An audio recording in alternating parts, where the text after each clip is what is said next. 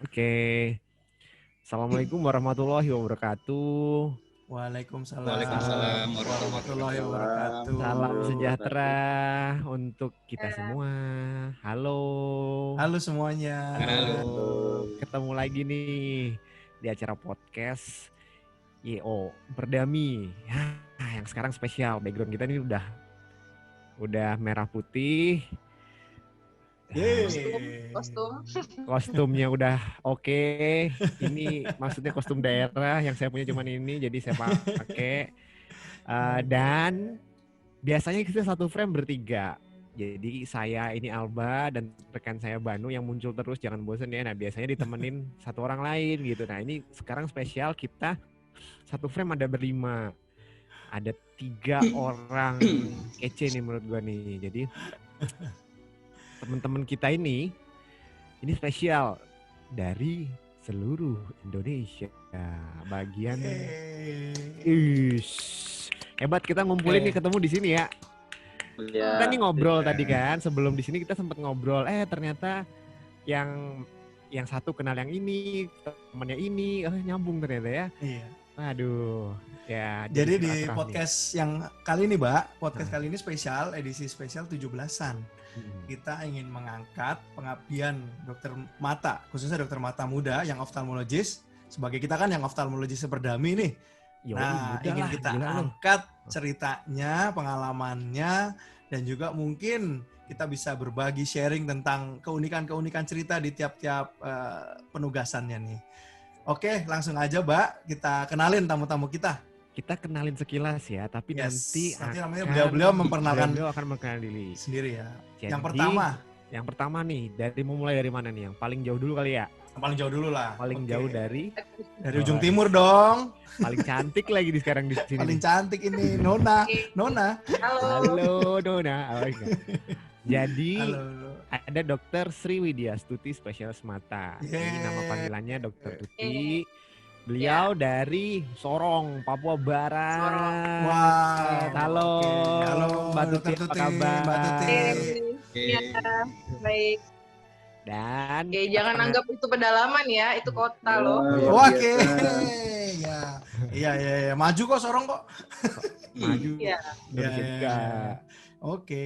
Yang kedua, Mbak. Yang kedua kita ke tengah nih. Ke tengah ada Dokter Husni Tamrin. Yeay. Dokter Husni Tamrin, spesial mata dari Kalimantan Selatan. Kalimantan Selatan, luar biasa. Halo, Mas. Halo Bang Husni. Halo. Waalaikumsalam. Yang ketiga, Mbak. Yang terakhir. Gue bingung bilangnya dari mana, Kak. Soalnya dia pasti kalau ditanya dari Indonesia, Pak. Di mana-mana Pak mesti. Ini udah di mana-mana ya. Aduh. Ini spesial nih. Ada Dokter Romel. Bang Romel nih, Bang Romel. Kenapa gue bilang tadi dia di mana-mana di Indonesia ya? Karena beliau adalah dokter TNI. Jadi jelas sudah pasti tugasnya kemana-mana. Udah tahu seluruh Indonesia. Iya. Halo Bang. Kemarin kita undang Dokter Romel. Halo Bang Romel. Waalaikumsalam. Kita undang Bang Romel ini karena kemarin beliau pengabdian ke Lebanon ya, Bang? Betul sekali. Jauh benar tuh. Luar biasa. Lebanon. Oke. Cuman lihat di peta di sana. Oke, Mbak, kita langsung coba kenalin aja ya satu-satu dari yang pertama. Dokter Tuti, monggo silakan. Monggo Mbak. Apa ya nih? Kenalin aja. Nama tadi udah ya. Oke. Jadi biasa sih panggilannya Tuti aja. Nah, saya S1-nya dari UGM tahun angkatan 2005, kemudian lanjut PPDS di UGM juga, lulus 2017.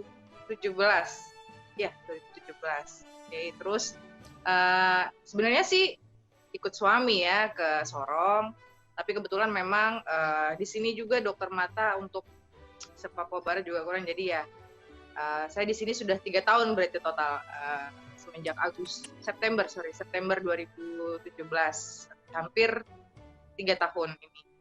Oke, 3 tahun saya bekerja di rumah sakit Kasih Herlina, jadi rumah sakit swasta, full timer sih jadi sana, jadi cuma di sana saja. Apalagi ya? Apalagi Mbak Tuti sudah berkeluarga tadi kan, ikut suami ya. Jadi tapi luar Ya, biasa ya. ikut Pilihannya suami, ke udah punya Sorong anak loh. 2 di kota Sorong. Oke, Oke, sip. oke. Kangen ikannya kalau di Sorong itu ya. Kesana Ikan hidupnya bakar Raja, ya. Raja benar. Empat, Raja Empat. Ya, pastilah. Biasanya sih orang Sorong, maksudnya mungkin karena taunya Raja Ampat, jadi mungkin nggak terlalu kenal ya. Tapi kalau sudah pasti mau ke Raja Ampat, pasti mereka tahu bahwa aksesnya pasti via Sorong. Jadi Harus pasti lewat tahu lah. Sorong. Harus lewat Sorong lah, benar. Sip. Sip. Nice. Nice. Oke. Kita lanjut nih ke Bang Husni. Oke, Bang Husni. Oke, Mas Husni. Iya. Monggo, Mas. Monggo, Mas. Silahkan Ya, memperkenalkan Nama diri. saya Husni Tamrin. Saya asli daripada Lehari, Kabupaten Tanah Laut, Kalimantan Selatan. Untuk FK saya masuk lama ya, jadi angkatan 97. Kemudian melanjutkan pendidikan spesialis mata tahun 2009, lulusnya tahun 2014. Habis selesai pendidikan saya langsung balik ke Lehari karena di tempat saya memang nggak ada sama sekali dokter matanya. Jadi Nggak sampai ada. sekarang masih single factor di sini. Wah. Wow, luar biasa. Wah. Iya, mantap. Ini membuka lowongan sekalian nggak nih, Bang, buat bantuin? Itu kan apa namanya? Karena dulu itu cuma ada diperbantukan, jadi Iya. diperbantukan itu. Ini cerita banyak, nggak apa-apa ya? Nggak berarti? Nggak apa-apa, santai. Oke.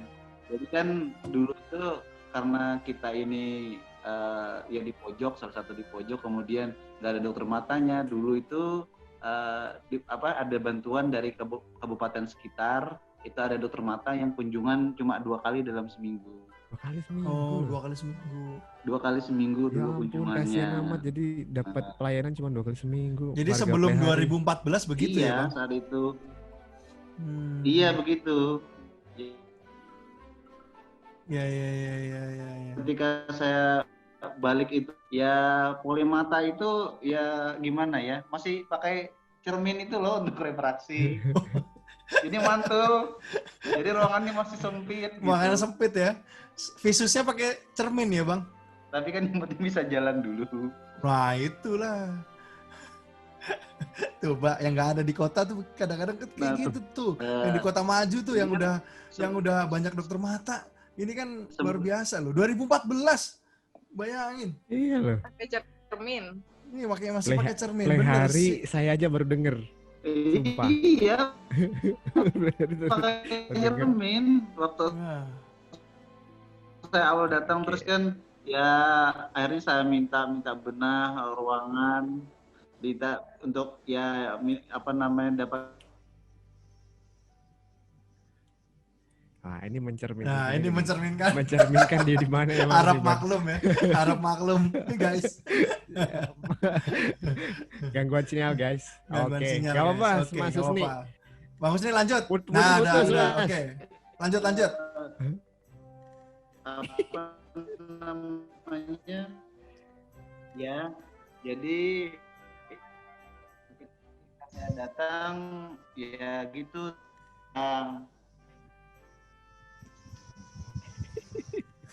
Ya. Habis itu saya coba dah bongkar-bongkar ke kamar operasi kan. Oh, ternyata saya menemukan suatu harta karun. Apa tuh, Bang? Saya menemukan mikroskop yang merek punya India Hah? yang masih pakai stand kayu. Wow. Jadi nggak pakai besi. Wah, keren. Wah, itu museum, Bang. Masuk museum. Tapi berarti dulu Ya. pernah ada pelayanan 2 minggu sekali itu ya, mungkin dibawa ya terus ke sana ya. Wah, ini juga ya. Nice Tapi juga masih sih. berfungsi itu, Bang. Kembali lagi Tampaknya saudara-saudara. gangguan sinyal lagi. Memang sinyal Plehari ini sepertinya. Sorry Mas Oke. Husni. Sorry Bang Husni. Kita terus nih nyambung lagi. Jadi kita Iya, nggak bohong iya. bos. Emang Ya ini emang beneran real ya, nggak disetting ya. Gitu tadi. Hujan. Jadi Dekat laut, Bos. Dekat laut, Bos. Iya, dekat laut. Lagi hujan tadi. Oh iya. Lagi hujan, larut-larut. Iya. Sinyalnya ikut Sinyalnya bersama ikut laut. hujan. Oke. Gak apa-apa, Bang. Lanjut Gak kita. apa-apa. Nah, Kita lanjut dulu aja. Lanjut dulu ya, Bang. habis itu sudah itu jadi saya bongkar, kemudian saya susun lagi mikroskop itu. Nah, ternyata nggak cuma itu aja, ternyata alat-alat instrumennya pun juga ya sudah ya mungkin sudah apa namanya sudah berkarat. jadi iya sudah ya nggak bisa diinikan lagi kan, akhirnya ya demi saya pikir kan ya kasihan juga kalau nggak di apa namanya, ternyata juga pasien karena ya otomatis kan backlognya kan banyak tuh. Karena sebelumnya kan nggak ada operasi mata katarak yang banyak kan.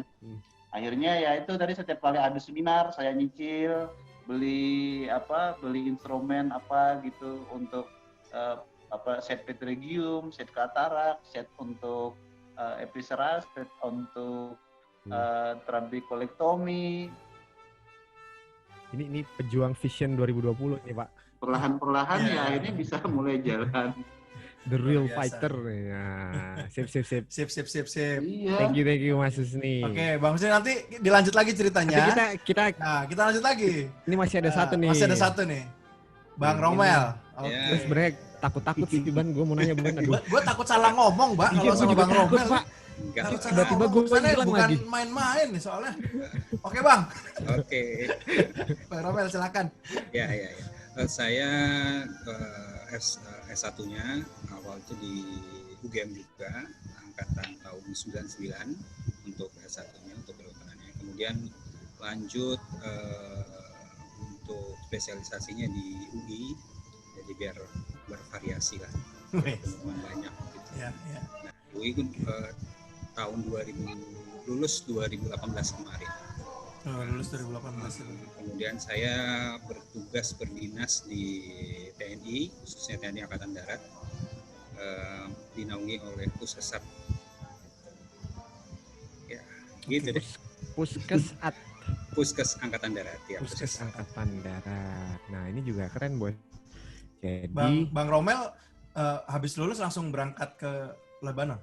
Ya, jadi setelah lulus saya ditugaskan dulu untuk mengikuti istilahnya PDT ya, pre-deployment training dulu, karena untuk semua penugasan luar negeri harus ada pre-deployment training dulu di Sentul, di PMPP, jadi pusat untuk peacekeeper, untuk pemberangkatan. Kita di training dulu selama 1 bulan beserta aturan-aturan lainnya. Nah, jadi di sana kita dilatih dulu lah apa yang harus kita kerjakan sebagai tentaranya. Tetapi sebagai tentaranya. Ya, karena kan banyak prosedur-prosedur yang harus kita kita ikuti, karena tidak sama seperti kita di dalam negeri dan di luar negeri berbeda. Gitu. Kemudian saya ditugaskan kemarin selama 13 bulan, dari bulan Desember 2018 sampai Januari 2020. Saya ditugaskan di UNIFIL itu Unit Nation Interim for Lebanon.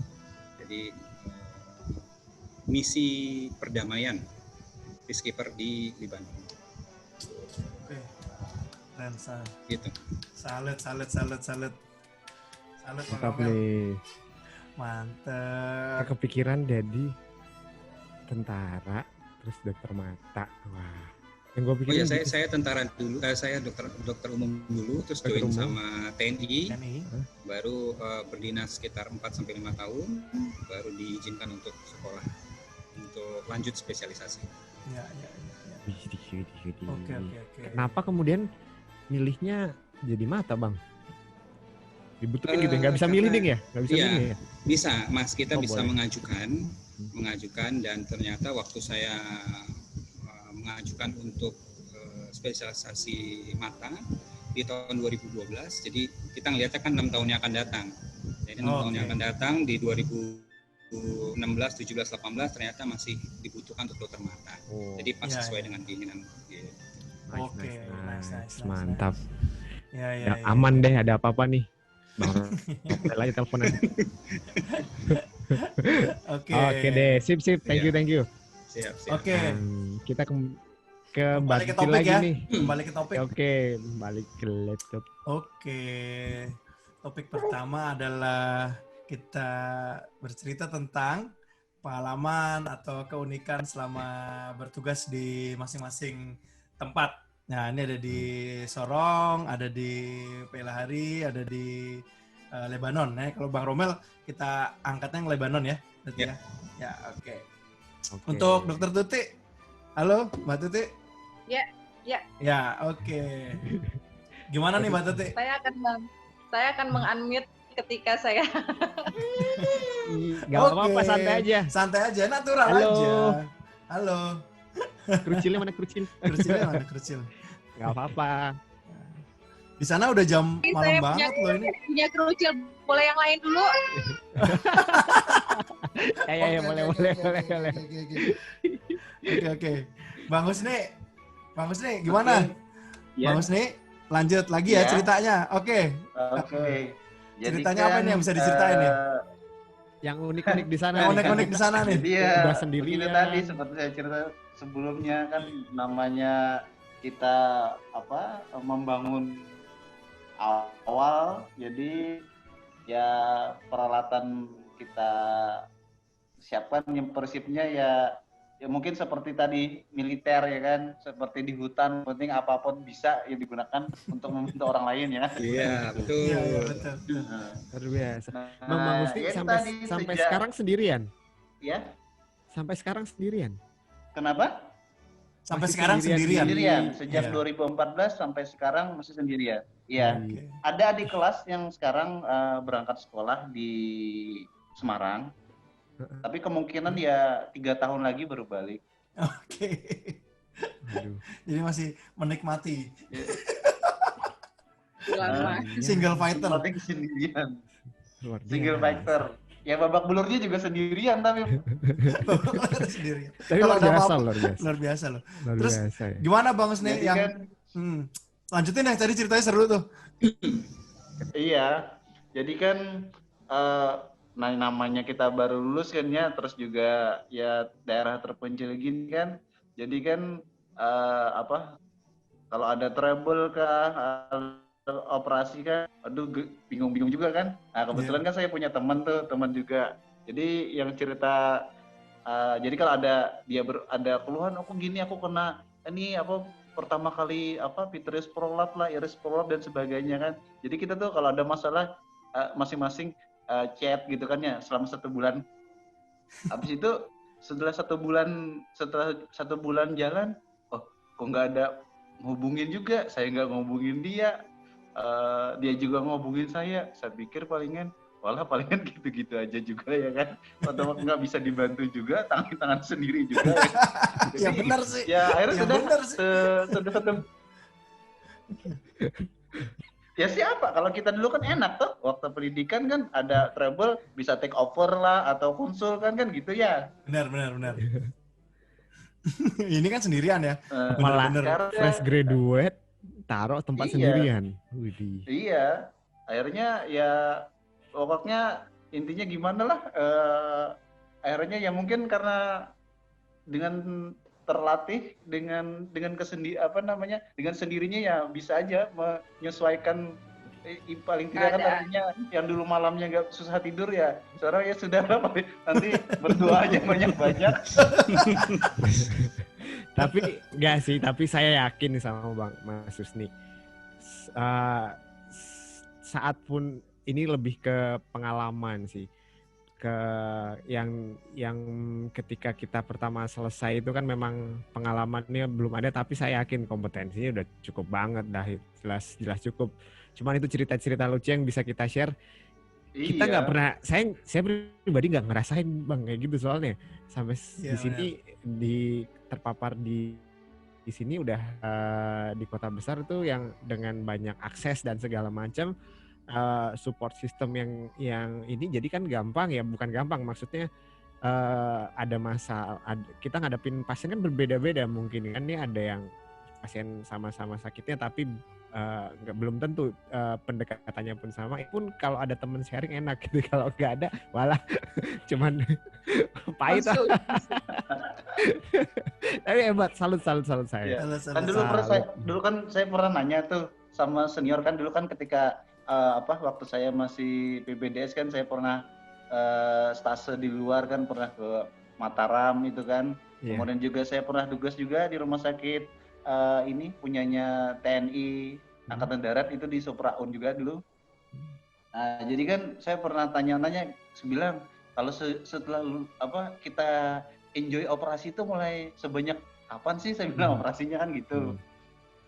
Nah, ternyata bilangin, wah kalau sudah di atas 200-an katanya kan gitu. Iya. Ya kan kita jadi ya tadi berharap aja gitu, ya kan kita ngitung loh. Oh saya sudah operasi 100, ya ketenangan sudah mulai lumayan, berarti nanti targetnya kalau sudah 200 boleh lagi keluar. Luar biasa, ini Kan tahu ini pejuang. Nggak ada di literatur ya kan? Nggak diajarin di sekolah juga. Iya. Nggak ajarin di sekolah. Kan rata-rata juga kalau pendidikan ya mungkin nggak nyampe 200 kan? Satu orang PPDS kan? Iya. Maksudnya nggak diajarin di sekolah tuh pengalaman-pengalaman begini nih. Kalau benar. Kalau Bang Husni operasi yang dilakukan di sana seputar selain katarak pastilah ya. Selain katarak, pterygium gitu apa? Mungkin yang katarak, yang paling banyak sih memang katarak sama pterygium. Sini kan pertama tadi saya cerita masalah backlog sebelumnya, kemudian kita daerah pesisir pantai, daerah panas kan gitu. Kalau yang lain ya sama seperti biasa, yang maksudnya kayak palazion, hordeolum, kemudian ya ulkus yang kita sampai ada yang eviscerasi. Nah, hampir sama aja seperti itu untuk yang di daerah sini. Cuma saya pernah ada satu kasus menarik. Dulu itu ada ini ada cacing dalam mata. Oh, iya benar. Biasa kan kalau di konjungtiva kan biasa saya sering ketemu kan. Ini loh berenang-renang di GOA, di kamera ocular anterior. Iya. Jadi inget kenapa kita diinin ke Mas Husni, karena Mas itu pernah ngajuin case report itu. Case report itu ya? Loa-loa ya? Iya, betul. Jadi kan saya lihat, dari mana ya, saya bingung juga, di kaki saya lihat nggak ada. Kemudian cuman ya satu aja. Dan itu kan selama saya pendidikan pun saya juga nggak pernah ketemu. Nah dulu itu pernah ada salah satu supervisor itu menayangkan video waktu beliau itu velo di India, ada ketemu kasus seperti itu. Tapi untuk di Indonesia sendiri saya coba cari jurnalnya, hampir nggak ada yang di kamera ocular anterior yang berenang begitu. Wah. Nah, habis itu kan kebetulan kan saat itu ada dokter intensif datang. Kemudian dia tertarik ke mata, ayo dok katanya kita bikin case report gitu kan. Nah kemudian setelah kita bikin, ya yang kebetulan kan dia dari Bandung. Nah yang jadi permasalahan kan saya nggak bisa identifikasi tuh cacingnya apa. Iya. Akhirnya saya bantuan teman saya, kan nggak ada parasitologi di tempat saya di rumah sakit. Akhirnya saya bantuan teman saya yang patologi anatomi kan, minta tolong dong dipiksasikan.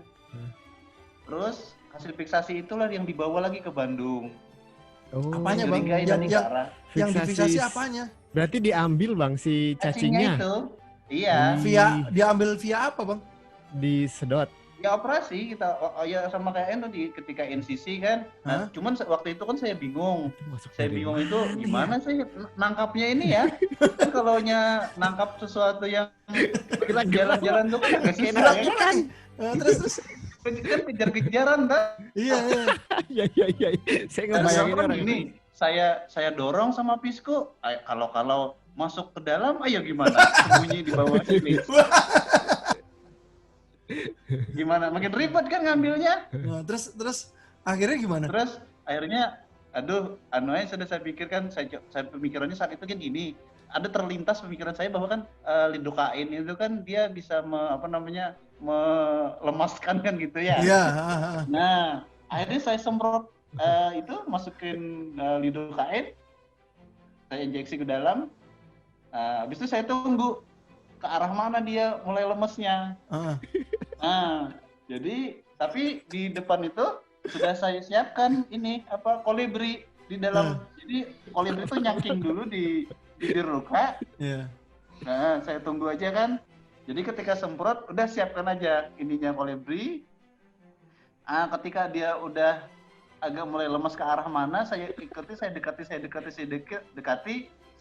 jepit ininya badannya itu. Nah, baru saya tarik pelan-pelan. Saya juga kalau saya ngambil pakai Simco, takutnya kesedot. Kesedot. Kan serba susah ya bilang ini kan. Jadi di ceweknya masih gerak-gerak ya? Gerak-gerak. Oke. Jadi itu, nah karena kasus itu ya saya pertama kali, kemudian kemarin itu kan ada adik internship yang bantu bikinkan karena dia ada koneksi juga ke Bandung. Kemudian waktu pertama kan dibikinkan itu, dia presentasi pertama itu dimasukin ke waktu itu acara apa saya lupa, di Jepang dulu. Keterima juga sebenarnya. Terus ada terkendala apa, akhirnya nggak jadi di Jepang. Terus ya dimasukkan ke itu yang di Korea. Nah ternyata di Korea juga masuk dan disuruh presentasi dia. Luar biasa. Nah sebenarnya kan saya mau berangkat ke sana juga kemarin, cuma kebetulan saat itu karena ada tugas bertepatan ada kegiatan juga di Jakarta, jadi saya nggak bisa ikut ke sana kemarin. Dan alhamdulillah dia peserta termuda dari dunia kalau nggak salah. Oke. Dan Ya, kasusnya di Play Hari. Iya, saya bilang tuh, saya cerita tuh cuma gini aja. Alhamdulillah saya bilang bisa memajang logo rumah sakit daerah Rumah Sakit Haji Bu Yasin itu muncul di Korea kan gitu aja. Jadi walaupun saya bilang kan, walaupun kita di kampung ya masih bisa berkarya lah untuk bisa internasional ya. Mantap. Keren. Jadi inget ya kawan, iya bener nih, jadi ada di Play Hari ada Loloa. Iya. Ada Loloa, sip mantep. Saya juga nggak pernah ketemu kayak begituan di sini, cuma dari buku literatur. Nggak pernah tahu wujudnya nih. Mas ini udah ngeliatin wujudnya, nangkep pula kayak ikan. Pakai berarti lidoken lemes. Iya, ternyata setelah dibaca di literatur ya memang ya pakai itu lidocain intrakameral. Iya, sip. Nice info.